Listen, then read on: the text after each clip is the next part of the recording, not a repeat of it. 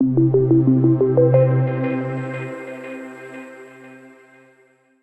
que Miriam Gorban, Sí.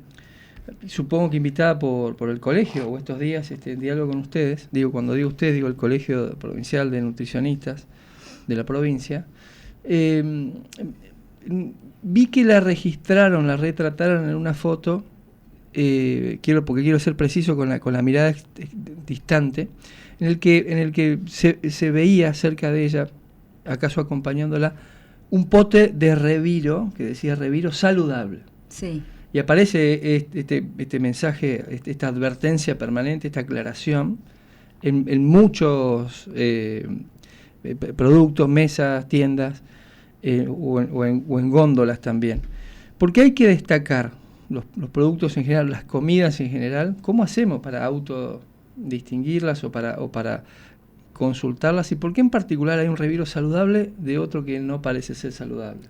Claro, en realidad porque, a ver, yo digo, o sea, si pensamos en el reviro, pensamos tradicionalmente no en la harina, en la sal, hay quienes deciden hacerlo con huevo, ¿sí? Y quienes no.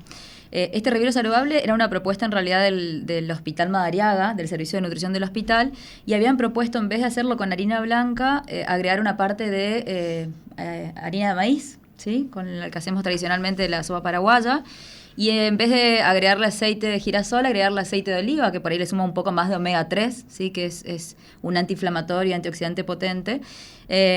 Y bueno, entonces de este modo, digamos, cambiaba una alimentación que era básicamente refinada, con aceites que por ahí tienen más proporción de omega 6 que de 3, que hay que mantener como una relación en eso. Uh-huh. Sumarle un poco de maíz, que también es un alimento tradicional de América, digamos, y que también hay toda una lucha alrededor del maíz. Y entonces agregarle menos calorías y hacerlo un poco más saludable en grasas buenas, digamos, ¿sí? Y entonces, cuando hablamos de por ahí, bueno, nosotros como nutricionistas nunca negamos la pertinencia cultural de las personas y siempre en el abordaje de una entrevista eso es de donde se parte, digamos, de lo que las personas hacen, ¿sí? Y en el cotidiano porque pertenecen a un grupo cultural, ¿no? Entonces eso se registra. Y entonces como no vamos a decir no comas esto porque hacer eso sería sería decir a la persona no seas así, ¿no es cierto? Lo que hacemos es tratar de reemplazar algunos ingredientes que sabemos que a lo largo del tiempo la industria lo fue modificando para que duren más, para que se vean más sabrosos y demás.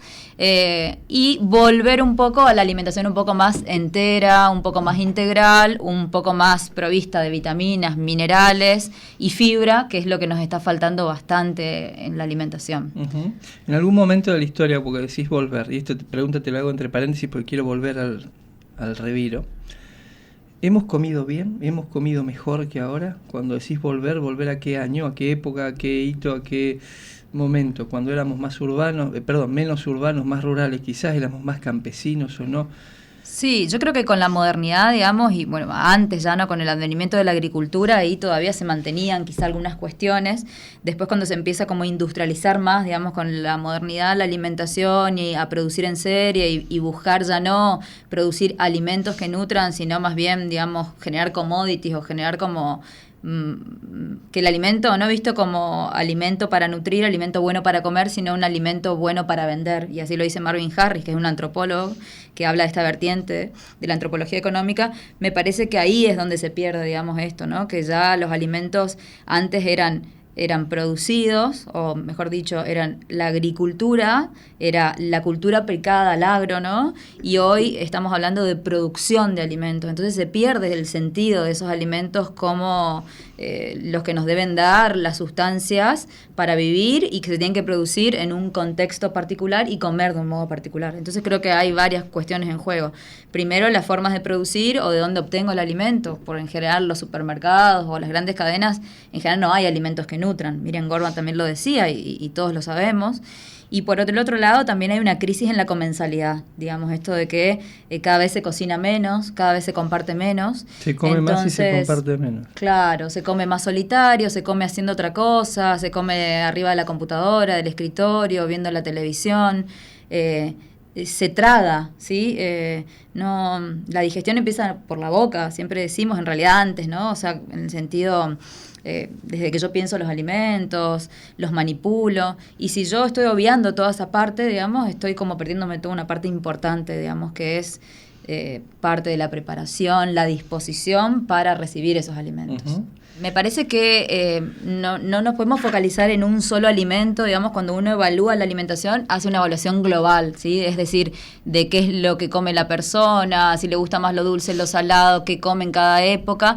Entonces me parece que en esta evaluación general habría que ver cada caso en particular, digamos, para poder decir si el comer reviro, esa cantidad de reviro está bien en función de todas las otras cosas que las personas coman, digamos, ¿no? Como recomendación general, digamos, el problema no es que se coma reviro, el problema es que a veces un grupo familiar o una persona come reviro, pero además come pan en el día y además come torta frita o torta a la parrilla. Entonces el problema es el exceso de harina blanca, y porque en realidad en todas esas preparaciones todas llevan como base la harina, ¿no es cierto? Entonces yo creo que habría que rever un poco eso, digamos, no sé por qué de toda América, desde México hasta Argentina es el único país, bueno, sí sé por qué, en realidad por el proceso de inmigración y porque, bueno, esos cereales como el trigo, la cebada se han instalado, digamos, en nuestras tierras como muy bien, se han adaptado y entonces comemos trigo, ¿no? Pero creo que sería muy bueno de a poco empezar a incorporar, no sé si como harina de nuevo, pero sí como un poco más de maíz, ¿sí? Un poco más de lenteja, un poco más de poroto y pensar, y hay muchas recetas, digamos, y sobre todo hoy con internet, recetas que tienen como base la harina de garbanzo, la harina de lenteja, las semillas como la chía, el maíz, y poder pensar en tortillas, en panes,